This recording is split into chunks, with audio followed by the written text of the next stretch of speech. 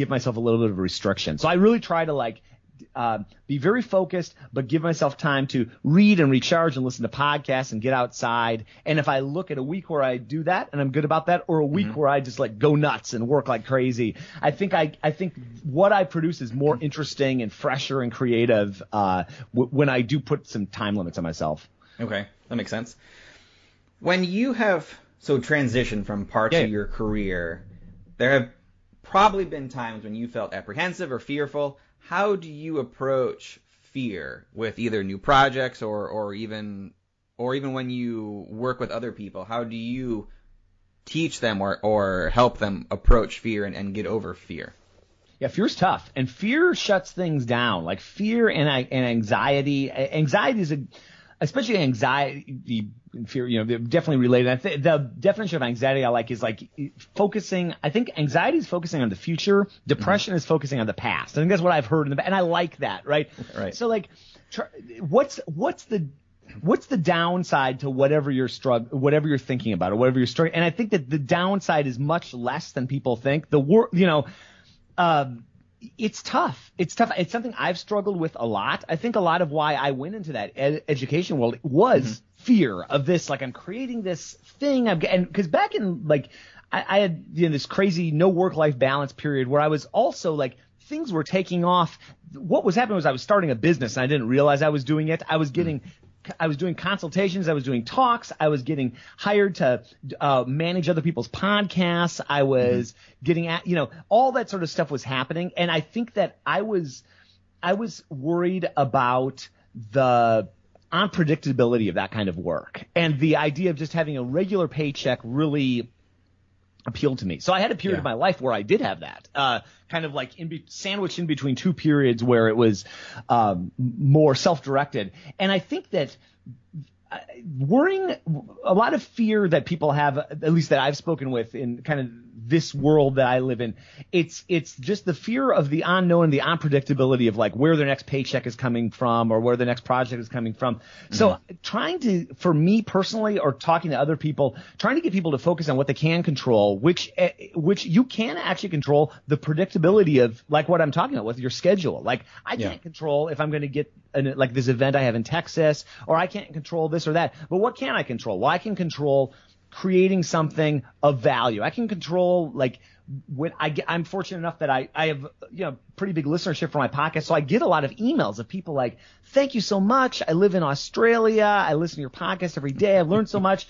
And listening to what they say, and then in my email sequence, the typical question, "What are you struggling with?" A lot of people answer that, and so like really like internalizing and listening and shaping kind of what I do, whether on the podcast or in writing or courses or whatever, I can control like how I listen to what people say and that sort of thing.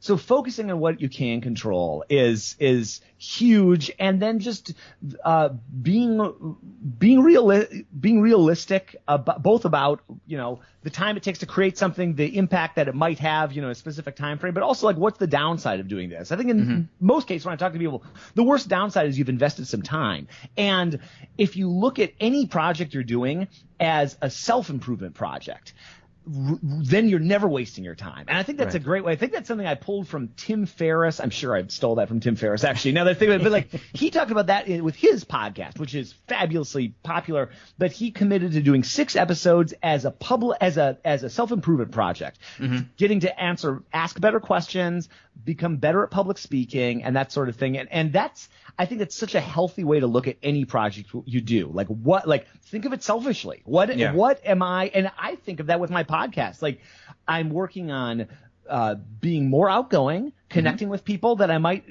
not connect with otherwise, working on having better flow in my conversation. I'm much better. I still say and that, but boy, do I say a lot less of that than I used to, right? Because if you edit a podcast and you have to listen to yourself say, you quickly work hard in your own speaking at like trying to eliminate some of those verbal tics and just presenting ideas clearly. So I think any project, if you can look at it as a self-improvement project, that's a very useful way to reframe or to frame things.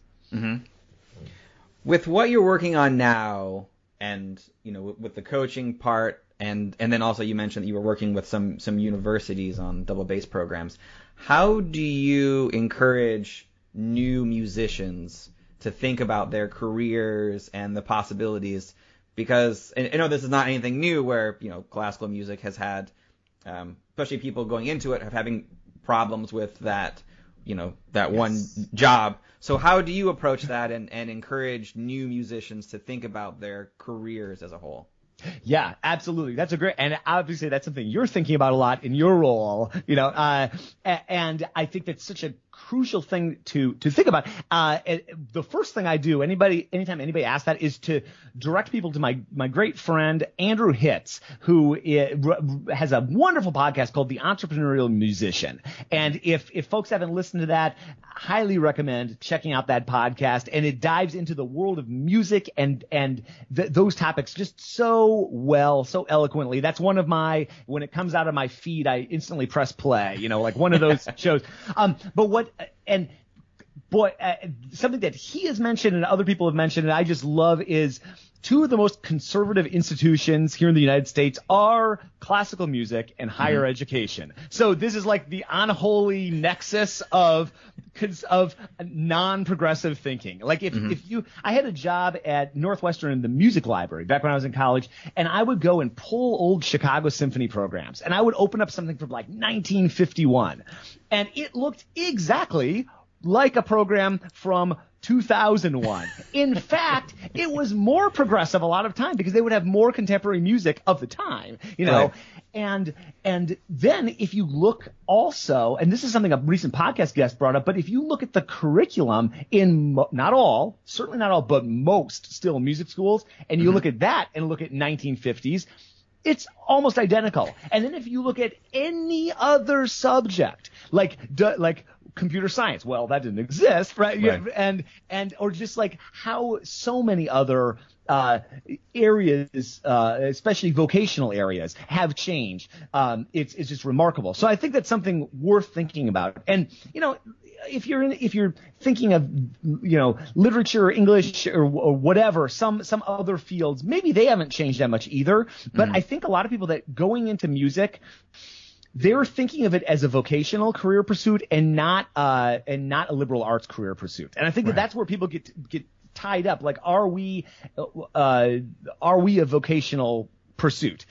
I would argue that we are, because if we look at some of the schools that don't offer vocational pursuits, like UC Berkeley or Stanford or Harvard or whatever, they don't have music performance. That's like plumbing or whatever, right? It's like or engineering, like that's not something that like fits into that frame. So yeah, it's hard, and it's hard for faculty to make that switch, because the typical person on university career trajectory, they got 3 degrees in their pocket, right? They got their bachelor's, their master's, their PhD. They're not out being entrepreneurs. They might, they might understand the need for that, and hopefully have the thought to bring people in that world and do that, but they're not living in that world. And then the people that are living in that world, they're running around. The number of people that are running around with PhDs or DMAs and or entrepreneurs is really small.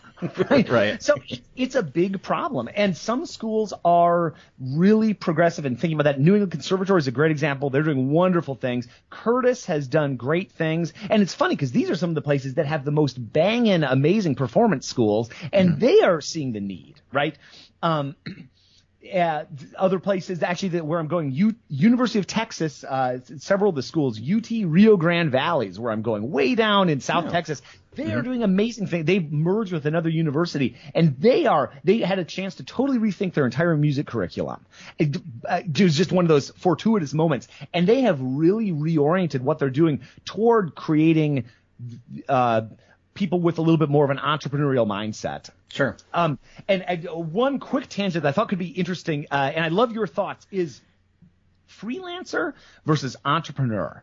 I really think that those are two different things. And I think a lot of musicians or artists or web designers or illustrators, that sort of thing, end up going down a freelance path. But I think that I firmly think that's different than an entrepreneurial path. I don't know what do you have any thoughts on that sort of, have you on the freelancer versus entrepreneur? So I definitely believe those are two separate distinct paths. Yeah. And I would classify more artists and musicians who are doing like more of like a job to job or gig to gig type of thing as a freelancer versus an entrepreneur. Yes. Although I feel like for entrepreneur is it's one of those buzzwords now that everybody is using. Yeah. I really, can't like, stand describe themselves. I know it's a word that bugs me. That's why I try to I resisted labeling myself like that at the beginning, because it really, you're one of those guys like crushing it, like with a picture of me in San Francisco, like in my running clothes, which is like exactly what I do. So I am one of those people, like, sadly, but I but yeah, I think that what I see some music schools doing is like almost reframing freelance work as entrepreneurship, but I really think it's a different set of skills and a different mentality, and more of a approaching things with looking at them in a way of being of service, of like developing something and understanding some of those skills of like turning something into a business and scaling it out and looking for new opportunities that might not be there. I think that's really different than what I was definitely not an entrepreneur in my first freelance career. I was waiting for the phone to ring.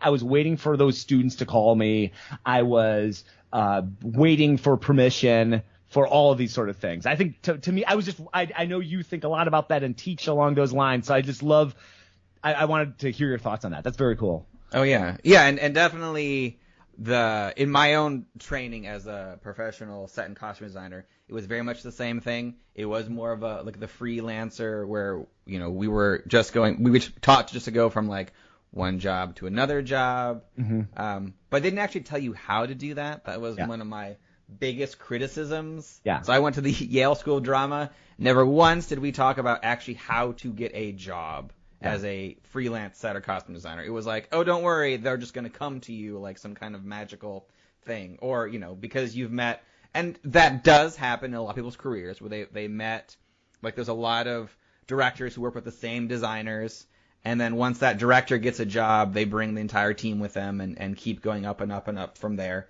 And that does happen rather infrequently nowadays, but that's one way to do it. Yeah. But yeah, definitely that. So I would definitely not classify anything I learned as entrepreneurial. But I do believe that a lot of the skills I learned in those skills helped me become an entrepreneur. Yeah. Because there are a lot of like what we call the soft skills these days of selling, networking, just like promoting yourself and politicking, I guess, and the fact that you're getting other people involved in your ideas. All of those I learned in my, my early painting classes, some of my music classes, my design classes, which are now, when I launched my company and I did a bunch of other things, really helped me along once I realized that these are all skills I learned a while ago, so I shouldn't really be freaked out about them. Oh, I love hearing you describe that. I totally identify with that. And like, one thing that I like to point out to people when I talk about that is like a lot of people, they go into music because of that creative urge, right? But if you look at like a lot of traditional, those that remain, like whether it's orchestra or academia or the freelance work I'm talking about, it's not exactly creative work. Like if you're like my instrument, the double bass, you're going, and if you're being creative on your part in the symphony, that's a bad thing, right? Right. So I think that initial urge that propelled people to maybe get into that, I think that the entrepreneurship really scratches that itch. Like I feel like I love sitting down and thinking about what direction do I want to go next? What should I do that? Or how I feel like that brings all those initial reasons why I went into music in the first place. I feel like I'm reconnecting with what I'm doing now. And when I see people, whether in their college or whatever, or they decide to kind of strike out on their own in a bit, and whether it's some combination of, these things are flexible. It doesn't have to be A or B, and but when they start creating their own thing, whether that's even like starting a chamber music series or starting to write something or starting to just do something that's, if we want to go back into buzzwords, like creating value for other people, it's like it rekindles something in them. They might be like a freelancer. They're like in their mid 30s or late 30s. I can think of some people, this is exactly happening. And all of a sudden they're like all jazzed up about music again. And I really think it's because they found some way to exercise those creative impulses, and I just think it's a beautiful thing. I look at when